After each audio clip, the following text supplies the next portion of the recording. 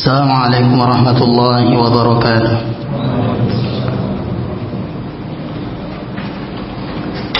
إن الحمد لله نحمده ونستعينه ونستغفره ونعوذ بالله من شرور أنفسنا وسيئات أعمالنا. من يهده الله فلا مضل له ومن يضلل فلا هادي له. أشهد أن لا إله إلا الله وحده لا شريك له وأشهد أن محمدا عبده ورسوله. يا أيها الذين آمنوا اتقوا الله حق تقاته ولا تموتن إلا وأنتم مسلمون.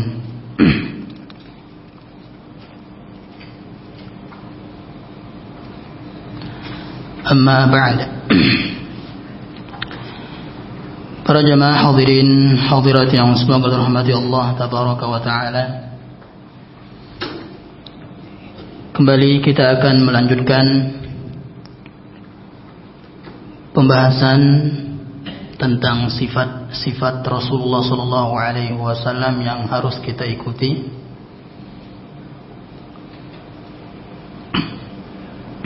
Malam hari ini kita akan menghabiskan insyaallah apa saja sifat-sifat yang harus diikuti dari sifat Nabi sallallahu alaihi wasallam. Terakhir kemarin yang mana? Teladan dalam mana? Oh ya.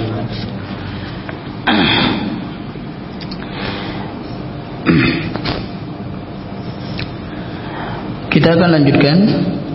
Berikutnya adalah teladan Nabi sallallahu alaihi wasallam dalam memperbanyak istighfar dan taubat. Dalam memperbanyak istighfar dan taubat. Perintah untuk istighfar dan taubat ini sangatlah banyak dalam Al-Quran. Bahkan dalam hadis Nabi sallallahu alaihi wasallam, baik itu berupa penyebutan keutamaannya yang sangat luas, yang sangat besar, yang sangat agung dari Al-Quran tentang perbanyak istighfar, minta ampun, taubat kepada Allah Subhanahu wa taala. Di antara contohnya adalah hadis Nabi sallallahu alaihi wasallam, wallahi, demi Allah, inni la astaghfirullah, sungguh saya benar-benar beristighfar kepada Allah wa atubu ilaihi, dan bertaubat kepadanya, fil yaumi, setiap hari, aktsar min 70 marrah, lebih banyak dari 70.000 kali. 70 kali. Jadi Nabi SAW setiap hari beristighfar dan bertaubat kepada Allah lebih dari 70 kali. Dalam hadis yang lain 100 kali. Dan ini jamaah jangan kita lewatkan. Imam Nawawi rahimahullah ta'ala mengatakan bahwasanya sebaik-baik istighfar yang dibaca adalah lafaz yang terkumpul padanya istighfar dan taubat, yaitu astaghfirullah wa atubu ilaih. Ada lafaz istighfarnya, ada lafaz taubatnya, astaghfirullah wa atubu ilaihi. Ini jangan lupa setiap hari membaca 70 kali atau 100 kali. Jangan. Istighfar ini ibaratnya jadikanlah ia sebagai makanan kita jemaah setiap hari. Istighfar dan taubat ini. Karena tentu kita ini adalah manusia yang pasti berdosa setiap harinya. Ya. Sabda Nabi sallallahu alaihi wasallam, Allah Subhanahu wa taala berfirman dalam hadis qudsi, kuntum ya ibadi kuntum tukhti'una bil laili wan nahar fastaghfiruni aghfir lakum. Wahai hambaku, kalian pasti berdosa di siang hari atau di malam hari, maka mintalah ampun kepadaku, maka aku akan mengampunimu. Dan juga Nabi SAW mengatakan, Innallaha yabsutu yadahu fin nahar liyatuba musii'an nahar wa yabsutu yadahu fil laili liyatuba musii'al laili. Allah Subhanahu wa taala membentangkan tangannya di siang hari untuk apa? Untuk menerima taubat istighfar seorang hamba yang bertobat di siang hari. Dan Allah juga membentangkan tangannya di malam hari untuk menerima taubat atau istighfar hamba di malam hari. Jadi Allah Subhanahu wa taala menanti istighfar dan taubat kita jamaah. Maka jangan lewatkan. Dan ketahuilah bahwasanya kenapa doa-doa kita itu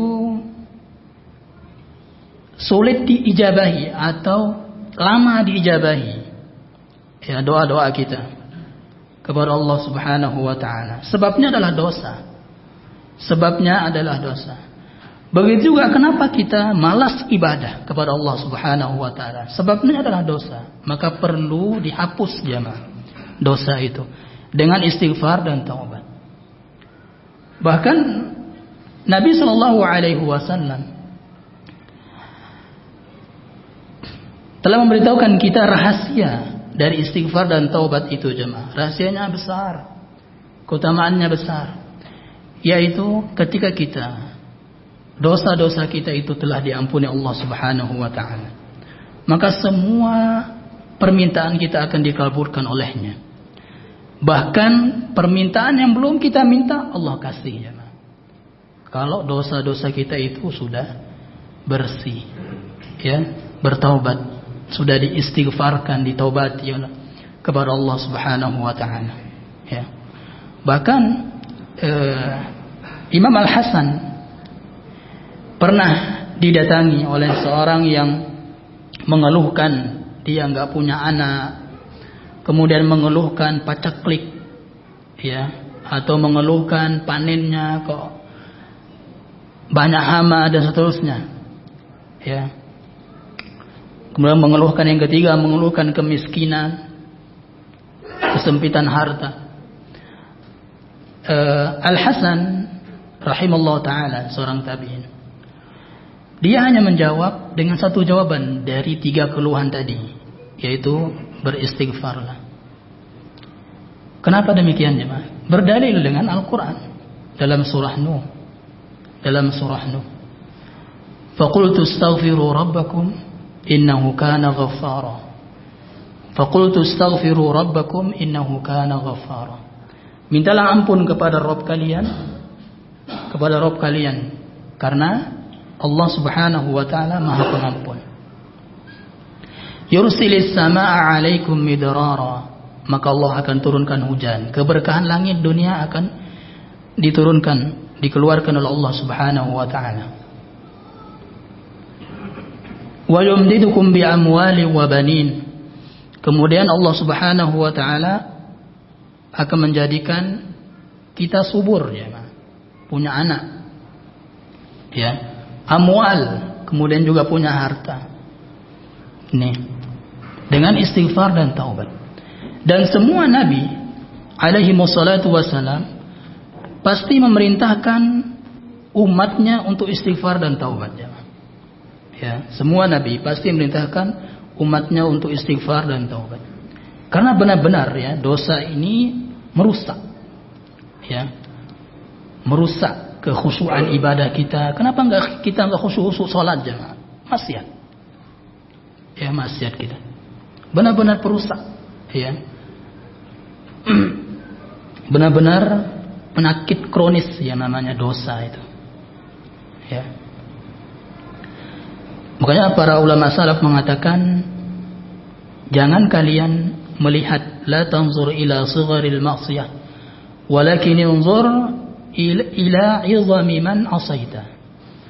Janganlah kamu melihat kecilnya dosa yang akan engkau lakukan, tapi lihatlah siapa yang engkau, di hadapan siapa engkau berdosa. Allah Subhanahu wa ta'ala, keagungan Allah Subhanahu wa ta'ala. Allah Subhanahu wa ta'ala juga berfirman, dan sudah kita sebutkan di khutbah Jumat di sini, ya, yaitu kerusakan di daratan maupun di lautan itu disebabkan dosa. Zahara al-fasadu fil barri wal bahr bima kasabat aydin nas liyuziqahum ba'd alladhi 'amilu la'allahum yarji'un.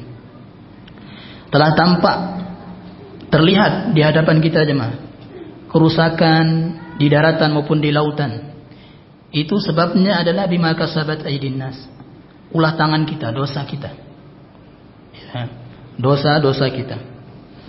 Dan itu Allah Subhanahu wa taala akan timpakan azabnya untuk sebagian dosa kita jemaah.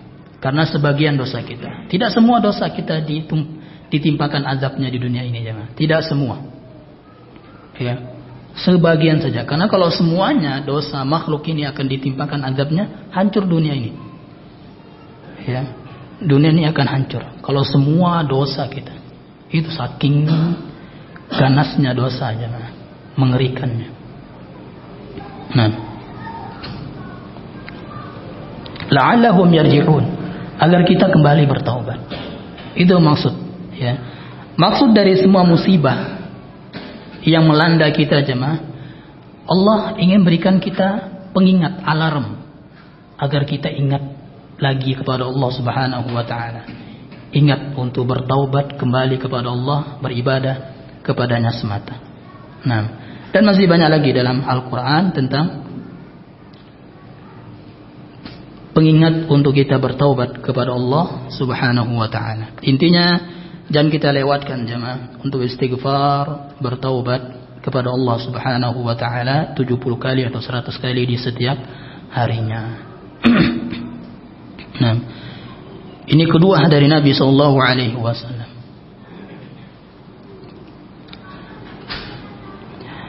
Dulu ada cerita dari Imam Ahmad ya, tapi cerita ini dibicarakan oleh para ulama. Ada yang membenarkannya, ada juga yang tidak. Ya. Imam Ahmad rahimahullah pernah tidak ada keinginan untuk pergi ke sebuah kampung. Gak ada keinginan sama sekali. Tapi benar-benar Allah Subhanahu wa taala membawa dia ke sana bersama ontanya. Dia tentu itu musafir dia. Dalam keadaan safar. Kemudian singgah dia di masjid. Singgah di masjid ketika sholat subuh atau sebelum subuh. Ya, sholat tahajud dia di masjid. Pingin tidur di masjid nggak dikasih. Ya, tidak dikasih oleh DKM-nya. Diusir. Ya. Nah, ketika diusir, ada orang yang melihat tukang roti. Tukang roti melihat DKM mengusir Imam Ahmad. Dan Imam Ahmad itu nggak ada yang tahu di situ siapa. Tapi namanya sudah terkenal di sana. Seorang imam ahli hadis. Ya. Namanya sudah dikenal. Tapi orangnya nggak tahu seperti apa. Nah, ketika diusir, datanglah pembawa roti, penjual roti ini ke DKM tadi kan. Kenapa apa yang kau lakukan wahai DKM lah katakan. Apa yang kau lakukan wahai pengurus masjid? Kenapa engkau mengusir, menghardik ya dengan suara yang keras kepada orang tua ini? Kan sudah tua Imam Ahmad pada saat itu. Ya. Kemudian diceritakanlah keadaannya, dia ingin tidur di sini tapi nggak boleh. Ya. Diajaklah penjual roti ini mengajak Imam Ahmad untuk singgah di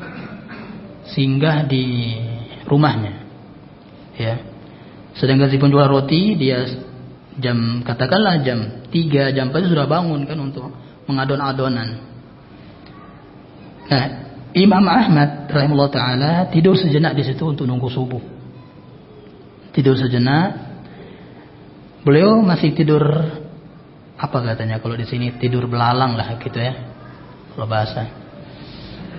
Antara tidur dan terjaga. Nah, sambil penjual roti ini mengadon, dia istighfar terus. Istighfar. Bahkan setiap dia ingin berdoa kepada Allah Subhanahu wa taala selalu diiringi dengan istighfar. Apapun yang diminta, istighfar dulu baru minta. Istighfar dulu baru minta. Ya. Sampai Imam Ahmad pun bangun. Penasaran. kenapa orang ini kok istighfar terus? Ditanyalah oleh Imam Ahmad, kenapa demikian? Ya, kenapa engkau selalu istighfar? Kata dia, wahai orang tua, ya, saya selama ini selalu istighfar. Dan alhamdulillah semua doa saya dikabulkan Allah Subhanahu wa taala kecuali satu, katanya.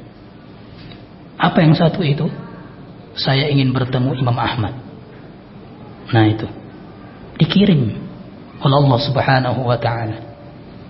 Ya, tentu terkejut dia bahwasanya di depannya adalah Imam Ahmad rahimahullah taala. Itu karena istighfar, jemaah. Istighfar dan taubat kepada Allah Subhanahu wa taala. Nah.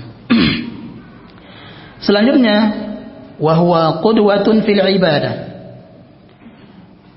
Teladan Nabi sallallahu alaihi wasallam dalam beribadah. Tentu tidak dipertanyakan lagi jangan bagaimana kuatnya Nabi sallallahu alaihi wasallam dalam beribadah. Bahkan sampai Aisyah radhiyallahu taala anha terheran ya. Kenapa wahai Rasulullah engkau sangat kuat sekali beribadah sampai kaki Anda itu bengkak, ya. Sedangkan dosa-dosamu telah terhapus, dosa yang lalu dan yang akan datang dihapus, ya. Apa kata Nabi SAW? Afala uhibbu an akuna abdan syakur. Apakah aku tidak boleh untuk menjadi seorang hamba yang bersyukur? Nah, jadi cara yang bersyukur yang paling berat itu jemaah adalah meningkatkan ibadah, ya. Bersyukur dengan lisan mengucapkan alhamdulillah mudah, semua orang bisa. Bersyukur dengan hati dengan meyakini itu dari Allah mudah. Tapi yang paling sulit ini bersyukur anggota badan, ya. Bersyukur ketika kita mendapatkan nikmat misalnya sehingga kita meningkatkan ibadah kepada Allah Subhanahu wa taala. Ini sulit. Ini paling sulit, ya. Tapi tidak dengan para nabi. Tidak dengan para nabi, di antara Nabi Muhammad sallallahu alaihi wasallam kemudian Nabi Sulaiman alaihissalam. Ya. Betapa banyak nikmat yang luar biasa untuk Nabi Sulaiman, ya. Sampai dia berdoa, ya Allah, hanya aku saja wahai Allah seorang nabi yang punya kerajaan, nggak boleh yang lain, kata Sulaiman, Nabi Sulaiman alaihissalam, ya. Dan dikabulkan Allah Subhanahu wa taala. Makanya semua nabi itu nggak ada yang punya kerajaan kecuali Nabi Sulaiman alaihissalam.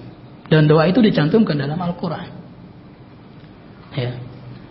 Jadi Nabi Sulaiman itu kayanya luar biasa. Bahkan bahasa jin, bahasa hewan pun dikasih kenikmatan untuk mengetahui, mengenal atau faham bahasa mereka. Nah, itu nikmat.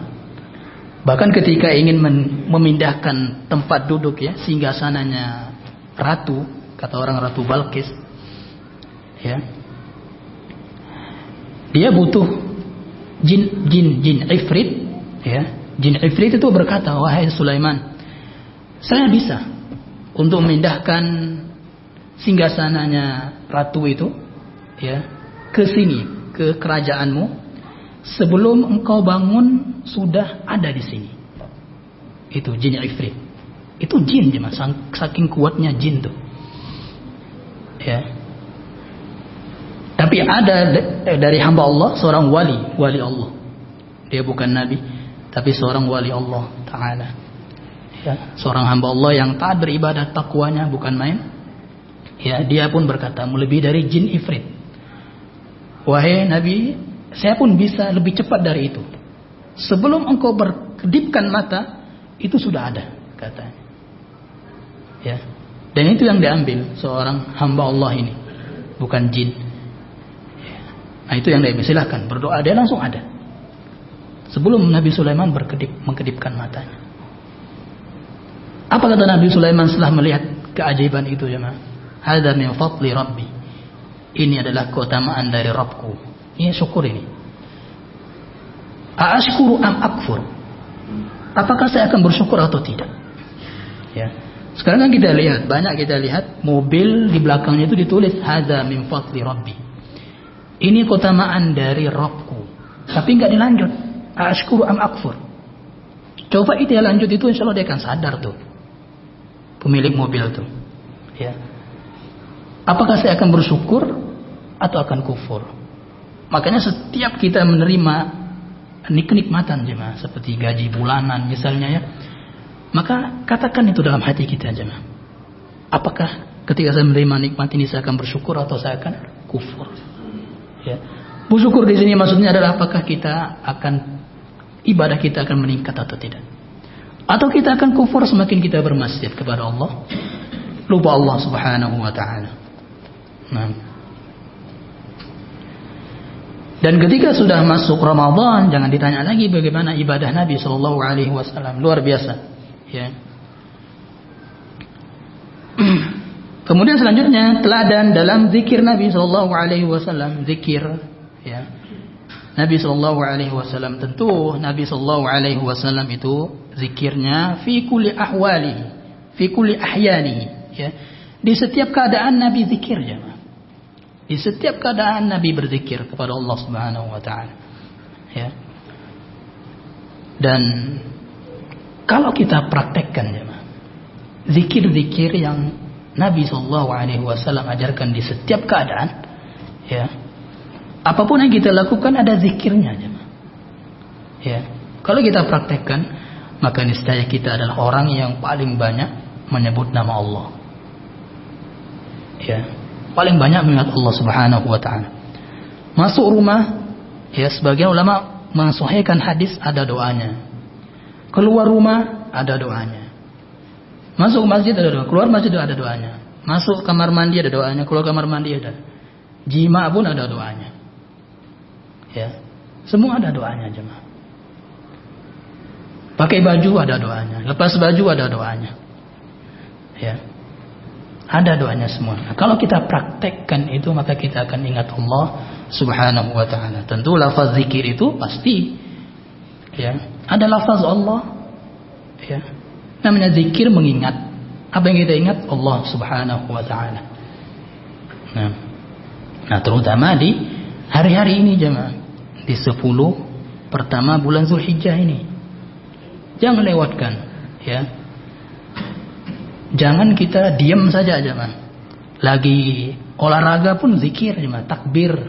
Subhanallah, alhamdulillah, wa la ilaha illallah, Allahu akbar. Ya. Jangan diam melamun. Ya, zikir. Perbanyak zikir di zaman sekarang. Di zaman yaitu di hari-hari ini, 10 hari terakhir ini lebih utama. Ya. Dan sekarang kita ini sedang berzikir nih, menuntut ilmu agama ini.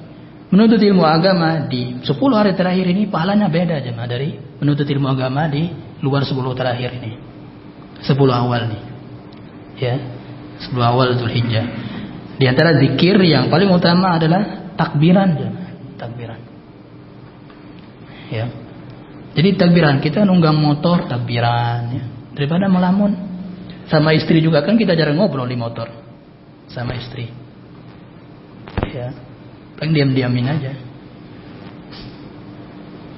Nah, jadi takbirannya. Nah, kemudian selanjutnya,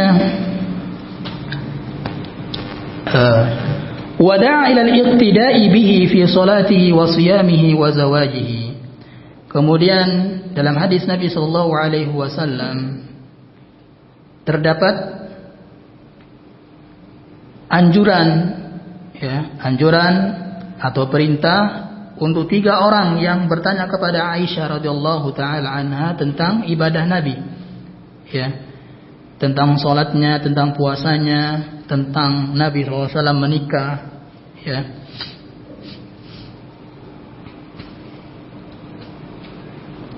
Jadi ditegur orang yang pengen salat semalam suntuk, salat saja kerjaannya, nggak akan tidur, itu juga nggak boleh, jangan. Ya, jangan menyiksa diri. Semuanya ada hak, tubuh kita ini ada haknya juga untuk istirahat. Ya. Bahkan Nabi SAW pernah menegur Fatimah radhiyallahu taala anha. Fatimah juga luar biasa ibadahnya. Sampai dia sholat tahajud itu dia gantung katakanlah tali, ya. Tali itu dia pakai untuk agar dia kuat berdiri sholat malam. Tali itu. Ditegur oleh Nabi sallallahu alaihi wasallam. Ini untuk apa, wahai Fatimah? Untuk saya agar kuat ibadah, wahai Nabi. Enggak boleh, kata Nabi sallallahu alaihi wasallam. Lepas talinya. Nah, Kita nggak boleh menyiksa badan kita jemaah untuk beribadah sekalipun. Ya, semuanya ada haknya. Nah, wa siyamihi, kemudian puasa. Puasa sepanjang hari pun nggak boleh. Ya, ada orang yang puasa 1 tahun full, haram tuh.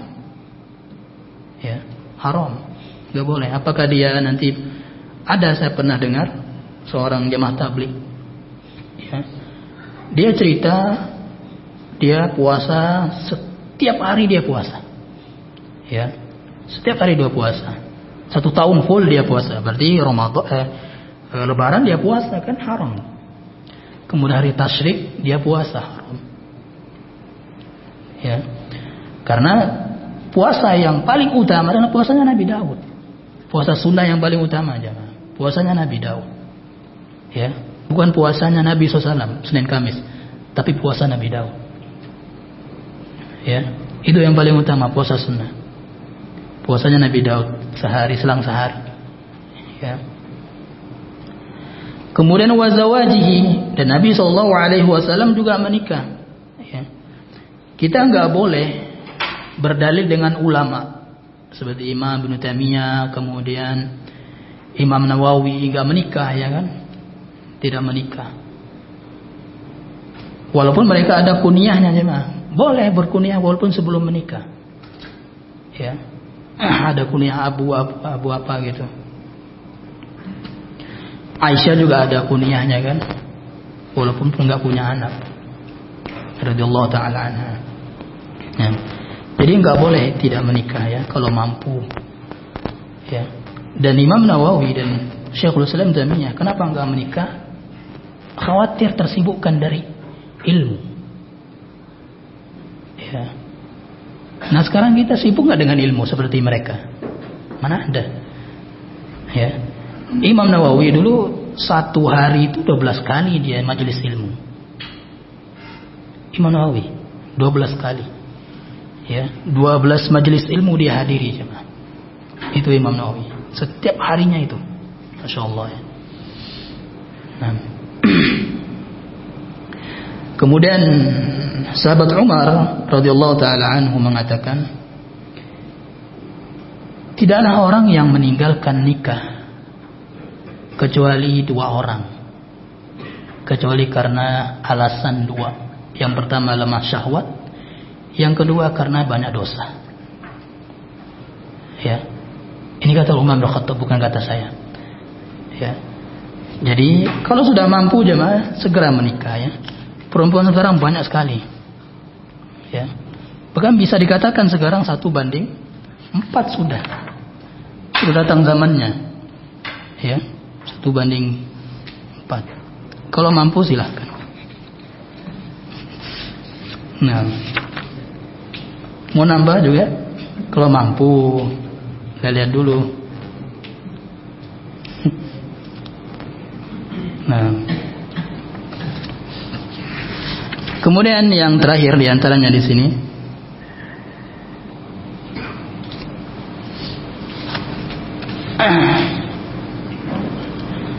qudwatun fi sunanil fitrah, ya, qudwah teladan Nabi sallallahu alaihi wasallam dalam melaksanakan sunnah-sunnah fitrah, ya.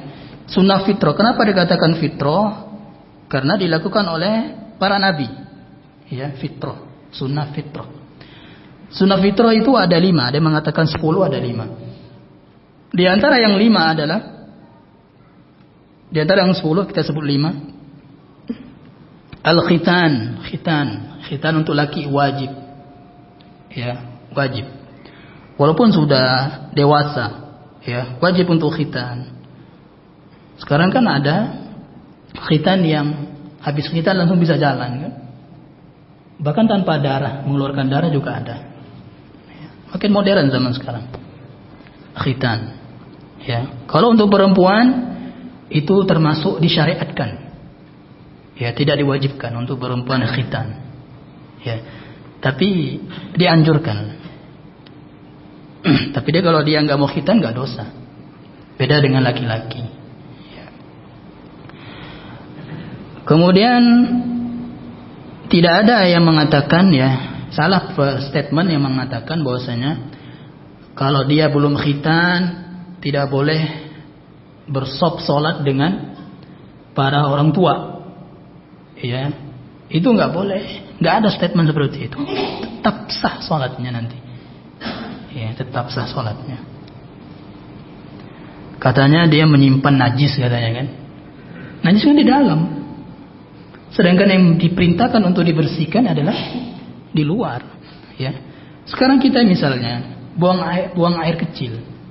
Ya. Itu pasti ada tersimpan di dalam, tidak dalam kemaluan itu ya, Pak. Ya. Tapi yang diperintahkan untuk dibersihkan adalah yang di luar. Nggak perlu kita ambil kata tempat kemudian kita bersihkan, korek-korek dalamnya. Ya. Nah. Jadi salah statement seperti itu. Kemudian yang kedua, wa halqul 'anah, mencukur bulu kemaluan. Ya. Wa halqul 'anah. Kemudian wa natful 'ibti. Wa natful 'ibti. Mencukur mencabut kalau ini ya, mencabut apa ini? Ketiak, bulu ketiak. Ya. Nah, lihat di sini Masya Allah ya, syariat itu kemudahan. Kalau bulu kemaluan bukan dicabut tapi dicukur. Ya. Tapi kalau bulu ketiak itu dicabut. Itu lebih utama, cabut.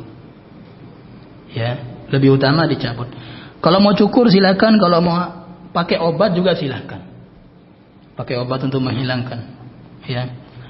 Tapi jangan pakai obat untuk menghilangkan sama sekali, nggak akan tumbuh-tumbuh lagi. Jangan. Ya. Kalau kita pakai itu nanti kita nggak akan dapat sunnah fitrah ini. Ya. Apa yang akan kita bersihkan nanti? Mengamalkan sunnah fitrah ini. Ya. Nah ini jemaah. Dan sedikit faedah mungkin sudah kita sebutkan dahulu. Menyentuh bulu kemaluan tidak membatalkan wudu. Ya. Menyentuh juga buah zakar itu nggak batalkan wudu. Yang batalkan wudu ada menyentuh kemaluan. Ya. Nah. Tapi termasuk aurat ya. Tapi tidak membatalkan wudu.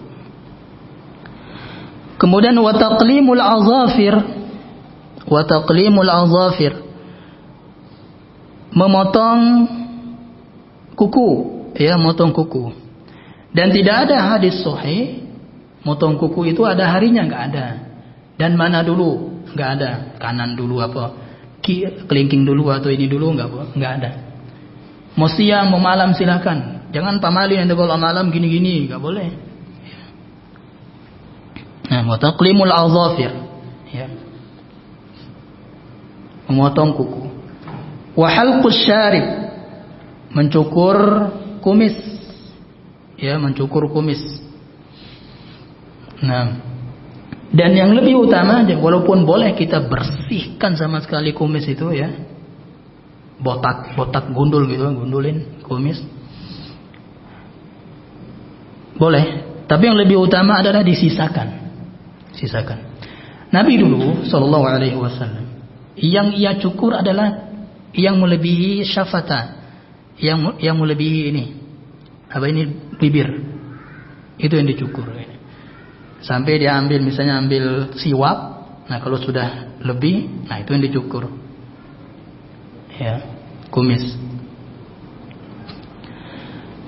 Nah, mencukur bulu kemaluan, kemudian mencabut bulu ketiak, memotong kuku, ya, ini tidak boleh lebih dipelihara, nggak boleh lebih dari 40 hari, ya, nggak boleh lebih dari 40 hari. Jadi 40 hari sebulan ya, sebulan 10 hari lah. Nah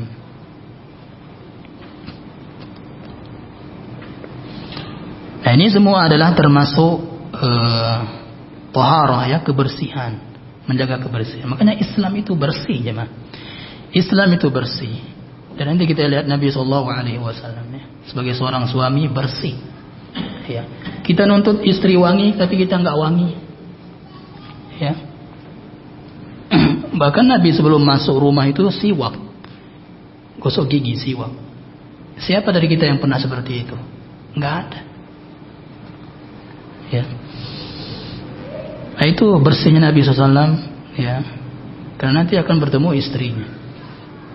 Besok insya Allah kita akan jelaskan bagaimana romantisnya Nabi SAW bersama istrinya, walaupun Nabi sudah tua. Ya. Kita sudah punya anak satu, sudah nggak romantis lagi, kan?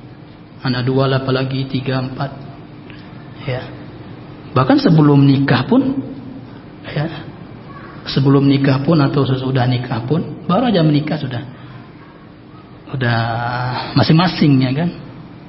Tidur itu kan masing-masing. Udah pegang HP, nggak ada pembicaraan. Ya, tidur tuh. Kalau nggak lepas HP kita jatuh, belum kita tidur, ya, ya. Ada juga yang jatuhnya ke mulut kita, ya kan? Sampai gigi kita berdarah. Mungkin semua kita pernah merasakannya. Nah itu ya, Pak. Itu keadaan kita di zaman sekarang. Gak bisa lepas dari HP, ya. Masya Allah. Nah itulah keadaan sahabat dulu, gak bisa lepas dari Al-Quran. Keadaan sahabat dulu, ya. Kalau sekarang kita gak bisa lepas dari HP. Kalau sahabat gak bisa lepas dari Al-Quran. Nah, itu mereka yang membuat jaya, ya. Nah, makanya banyak istighfar, ya, ya. Jangan tinggalkan istighfar. Dosa kita banyak, ya. Dan syaitan, ya, syaitan. Kita kan katakanlah ahli tauhid kita ini, ya. Syaitan tuh nggak bisa menggoda kita dari pintu syirik, nggak bisa. Pintu dosa besar juga kurang bisa. Karena kita sudah mengenal dakwah sunnah ini, coba. Ya, pintu bid'ah apalagi? Kita kan ngeri namanya bid'ah. Nggak bisa. Ya, makanya ahli tauhid itu digoda lewat pintu perkara mubah. Berlebihan dalam perkara mubah. Itu pintu syaitan menggoda kita aja, mah. Berlebihan dalam perkara mubah. Contohnya apa? Mubah ini. Tapi kita berlebihan. Ya. Kita berlebihan. Makan minum mubah, tapi kita berlebihan. Jima itu mubah, tapi juga ada yang berlebihan. Nah itu lewatnya syaitan mengganggu ahli tauhid. Pintu mubah untuk kita berlebihan melakukannya, ya. Nah, sampai azan pun berkumandang kita masih pegang HP. Itu yang diinginkan oleh syaitan. Untuk kita berlebihan dalam perkara mubah ini, jemaah. Ya. Kita nggak bisa digoda oleh syaitan dalam syirik, nggak bisa, karena kita sudah kenal itu syirik itu bahaya. Bid'ah nggak bisa. Satu-satunya yaitu. Nah. Kemudian perbuatan Nabi SAW jemaah terbagi menjadi 4 macam, ya. Dengan mengetahui ini kita akan mengetahui faham bahwasanya tidak semua perbuatan Nabi itu hukumnya wajib dan tidak semua perbuatan Nabi itu hukumnya sunnah, ya. Dan tidak semua perbuatan Nabi itu wajib dan sunnah untuk kita lakukan, ya. Tidak semua perbuatan Nabi wajib dan sunnah untuk dikerjakan. Nah, yang pertama adalah al-af'alul jibiliyah. Perbuatan Nabi SAW yang bersifat, ya, yang bersifat ditinjau dari bahwasanya beliau manusia, perbuatan manusia biasa, ya. Seperti contohnya adalah bagaimana gerak-gerik Nabi SAW ketika berjalan, ya. Misalnya Nabi kan langkahnya itu panjang, itu nggak wajib dan nggak sunnah untuk kita ikuti, ya. Nggak wajib, nggak sunnah untuk kita ikuti langkah Nabi, ya. Bagaimana cara Nabi berjalan, apakah tangannya diayunkan atau tidak, itu nggak sunnah dan nggak wajib, ya. Kemudian berdirinya Nabi SAW juga nggak wajib untuk kita ikuti caranya gimana, kecuali ketika sholat, ya. Kemudian duduknya kecuali ketika sholat, ya. Duduknya Nabi SAW seperti apa, cara duduk Nabi kecuali ketika beribadah tentunya. Ya, cara dulu ketika Nabi nggak bisa sholat berdiri gimana itu sunahkan. Ya. Wal masyu wal aklu wasyurbu. Ya, seperti Nabi berjalan, seperti Nabi makan minum. Ya, seperti apa makannya Nabi Shallallahu Alaihi Wasallam kecuali yang ada hadisnya. Ya. Kecuali yang ada hadisnya seperti misalnya sepertiga untuk makanan, sepertiga untuk napas, sepertiga untuk minuman misalnya. Ya, yang ada hadisnya, pakai tangan kanan misalnya, itu ada hadisnya. Ya. Fahadil af'alu la yata'allaqu biha amrun wala nahyun. Dan semua perbuatan ini tidak berkaitan dengan perbuatan dan larangan. Ya. Yang tadi kita sebutkan tidak wajib dan tidak sunnah untuk kita lakukan. Ya. Kecuali yang emang ada hadisnya, jemaah. Seperti misalnya cara tidur Nabi yang ada hadisnya, hadap kanan gitu kan. Sambil ini tangan ini ditaruhkan ke pipi kita, kemudian berdoa. Ya.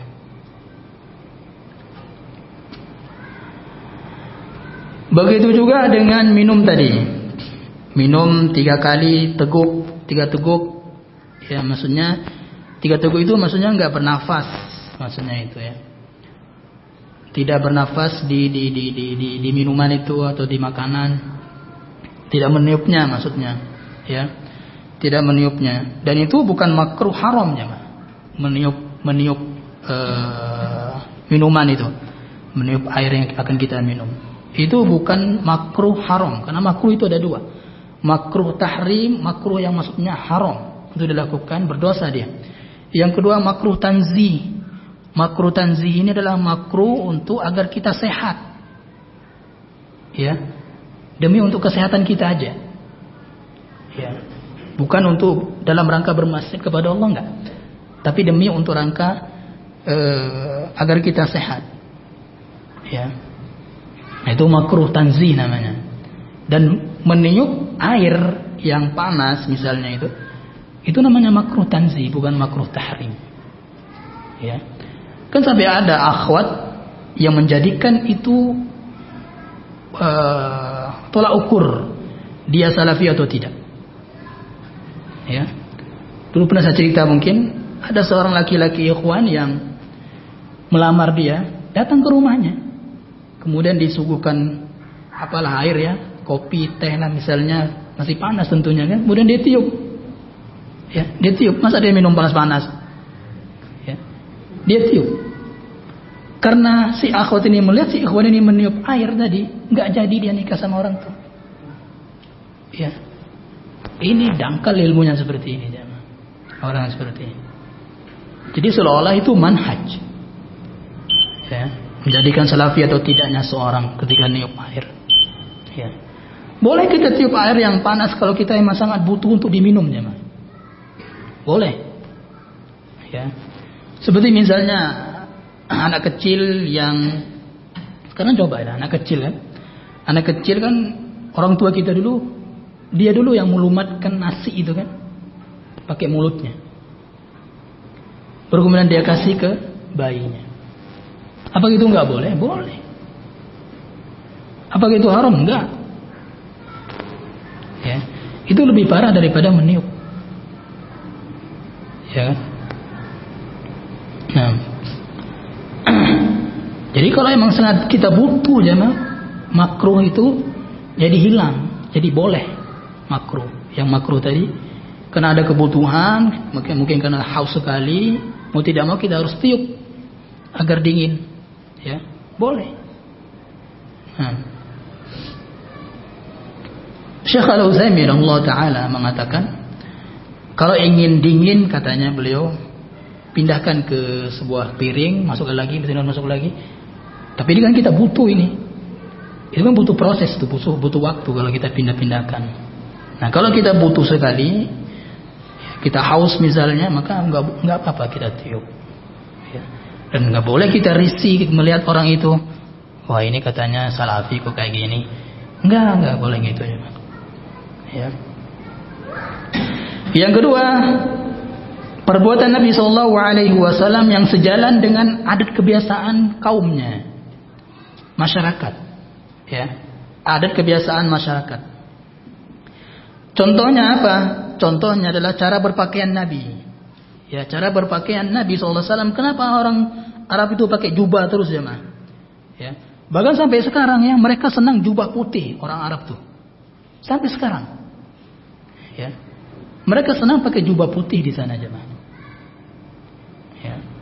Kalau kita mungkin takut ya pakai jubah putih ya kan, dikit-dikit kotor ya kan, apalagi di sini banjir terus. Nah, kalau di sana enggak. Ya. Jadi bukan berarti mereka hanya punya satu pakaian putih aja, enggak. Kaya mereka aja, mah. Ya. Tapi mereka suka putih, emang itu kesukaan Nabi SAW. Dan mereka pakai jubah karena uruf ya. Kebiasaan mereka berpakaian pakai itu jubah dahulu. Ya. Jadi Abu Jahal pun pakai jubah dulu. Abu Lahab pakai jubah. Nah, makanya Nabi SAW tidak menyelisih pakaian kaumnya, pakaian masyarakat. Ya, tidak menyelisih itu. Selama tidak menyelisih syariat. Ya. Sama juga seperti kita di Indonesia, jangan pakai sarung, ya kan? Sarung, kemeja, baju koko atau baju batik, pakai songkok hitam, ya kan? Nggak apa-apa kita pakai itu. Jangan seperti orang Lombok tuh. Ya. Sebagian mereka Salafi di sana, ketika melihat Dr. Arifin Badri pakai songkok nasional tuh, ditahzir, nggak diundang lagi, gara-gara itu. Ya, itu saking dangkalnya ilmu. Ya. Sekarang kan banyak orang pakai, para ustadz kan sekarang banyak orang pakai songkok nasional. Itu taktik dakwah aja, Bang. Ya. Sampai ada masyarakat yang sangat cinta seorang ustadz dan pingin kajian, duduk di majelis ustadz itu gara-gara dia pakai, ustadznya pakai songkok nasional. Yaitu Ustadz Abdullah Zain. Ya. Makanya para dokter kita jamaah sekarang kebanyakan mereka pakai songkok nasional. Itu ada maksudnya jamaah. Ya. Agar tidak menyelisih kaum masyarakat. Ya.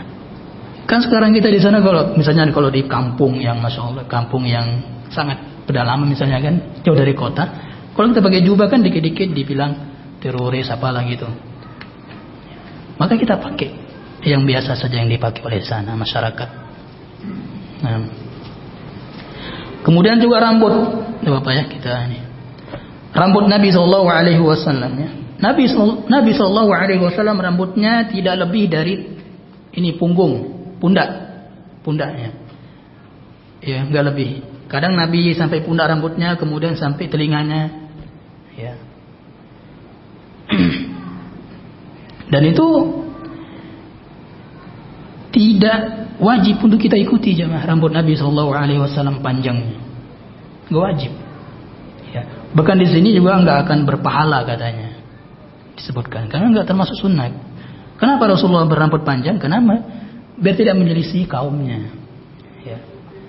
Dan di Arab Saudi sekarang itu sudah berubah, nggak ada para masyayikh, para syekh itu yang berambut panjang zaman sekarang nggak ada. Semuanya pendek semua sekarang ini. Ya.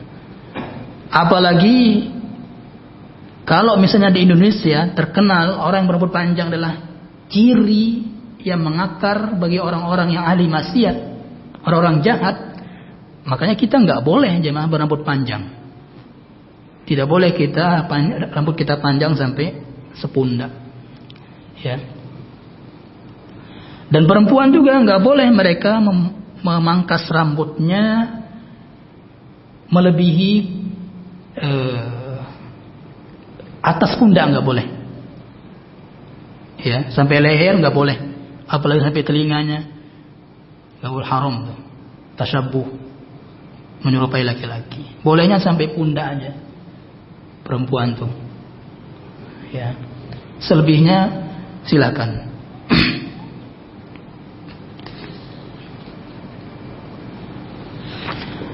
Kemudian yang ketiga kita percepat, af'aluhul khassah, perbuatan Nabi sallallahu alaihi wasallam yang khusus untuk dia. Ya, khusus untuk Nabi sallallahu alaihi wasallam. Contohnya apa? puasa wisol, puasa nyambung 2 hari berturut-turut. Sekarang puasa, tadi maghrib nggak berbuka, besok bukanya. Itu hanya Nabi saja yang boleh. Kita boleh puasa wisol hanya sampai waktu sahur, jemaah. Ya, tadi puasa misalnya boleh nggak buka, nanti bukanya sahur. Boleh. Ya, tapi lebih utama buka di maghrib. Ya. Kemudian di antaranya yang termasuk kekhususan Nabi SAW adalah beristri lebih dari 4. Ya. Istri Nabi 11. Ketika Nabi meninggal dunia, meninggalkan istri 9.